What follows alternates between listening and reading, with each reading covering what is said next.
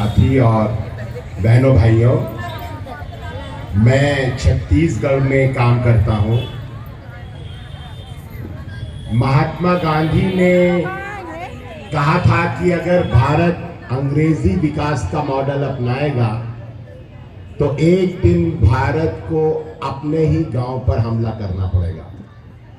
गांधी जी ने कहा कि जैसे अंग्रेज अपने विकास के मॉडल को सस्टेन करने के लिए सारी दुनिया पर हमला करते हैं, अगर भारत अंग्रेजी विकास का मॉडल अपनाएगा तो भारत किस पर हमला करेगा। गांधी ने कहा कि लिख कर रख लो, एक दिन तुम अपने गांव पर हमला करोगे। आप जानते हैं इस समय हमारे सबसे ज्यादा अर्धसैनिक बल कहाँ है। हमारे सबसे ज्यादा सिपाही इस समय आदिवासी इलाकों में हैं। क्या करने गए हैं वो सिपाही वहां? क्या आदिवासियों को सुरक्षा देने गए हैं? नहीं, वहां वो गए हैं जमीनों पर कब्जा करने के लिए। जमीनों पर कब्जा किस लिए करने गए हैं? क्या भारत के गरीबों की गरीबी दूर करने के लिए?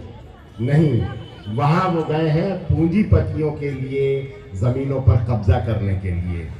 और वो सिपाही वहां क्या कर रहे हैं? वो सिपाही वहां गांव जला रहे हैं, वहां वो महिलाओं से बलात्कार कर रहे हैं, वहां वो बच्चों की हत्याएं कर रहे हैं।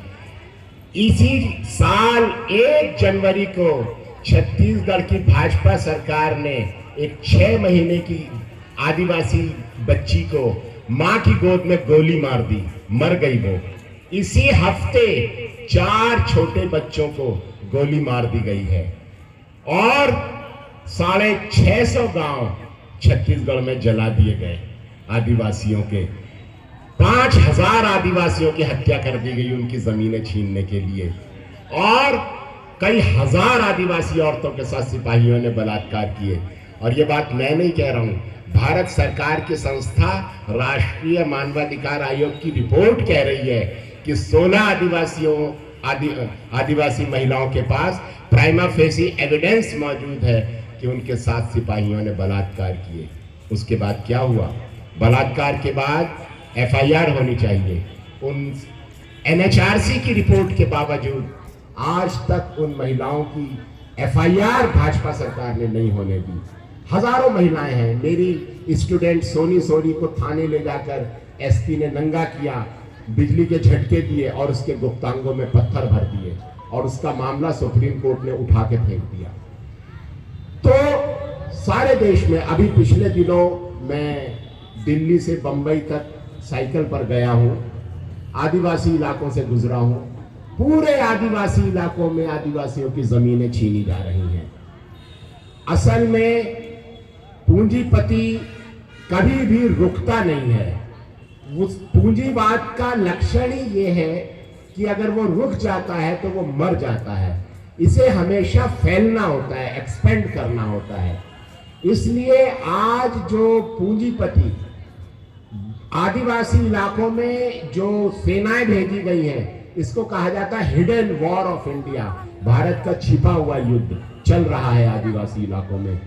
गांव जलाए जा रहे हैं, लोगों की हत्या की जा रही है, बच्चों की हत्या की जा रही है, बुजुर्गों को मार दिया जा रहा है।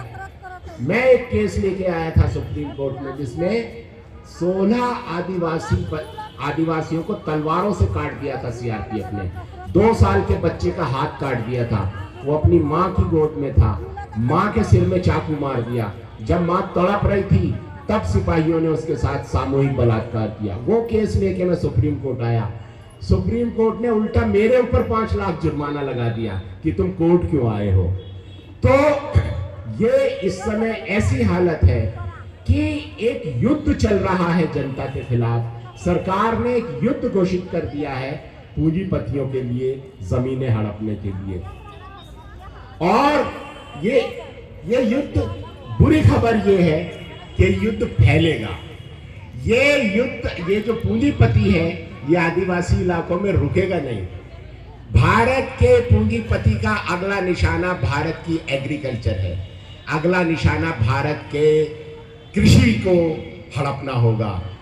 जो सीआरपीएफ आज बस्तर के गांव-गांव में बैठी है, आप लिख कर रख लीजिए, कुछ सालों में यूपी के गांव में भी हर गांव में सीआरपीएफ बैठेगी और इसी तरह आपकी औरतों से बलात्कार और बच्चों को पत्थरों पर पटक कर मारा जाएगा, जैसा आज छत्तीसगढ़ में, झारखंड में और उड़ीसा में हो रहा है।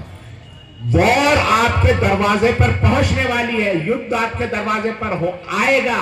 ये पूंजीवादी युद्ध है, सरकार इसमें पूंजीपतियों के साथ है, वो एक पार्टी है, उस पूरे युद्ध का एक पार्ट है।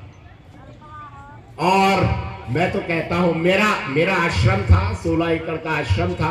2009 में जब मैंने 522 केस सरकार के खिलाफ कोर्ट में दायर किए, तो सरकार ने, बीजेपी सरकार ने 2009 में मेरे आश्रम के ऊपर बुलडोजर चला दिया।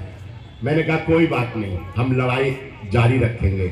और मैं पैदल पैदल साइकिलों पर घूमता हूं और इस सरकार को उखाड़ फेंकने, इस सिस्टम को बदलने के लिए पूरी जान से लगा हुआ हूं, आखिरी सांस तक लगा रहूंगा। और मैं तो कहता हूं कि अगर सर्व सेवा संघ को के बिल्डिंग को तोड़ा है तो ये हमारे लिए एक मौका है। देखिए, याद रखिए, महात्मा गांधी को एक अंग्रेज ने ट्रेन से फेंका तो महात्मा गांधी ने अंग्रेजों को उठाकर भारत से बाहर फेंक दिया। तो अगर हमारा आश्रम तोड़ा गया है, हमारा कैंपस तोड़ा गया है, तो ये तो इसे हम अपने अवसर के रूप में लें कि अब हमें अवसर दिया है कि अब हम जनता के बीच घूमेंगे। अब हमारे पास बैठने के लिए कोई जगह नहीं है, रहने के लिए कोई जगह नहीं है, तो अब हम जनता के बीच घूमेंगे, लगातार घूमेंगे, पैदल घूमेंगे।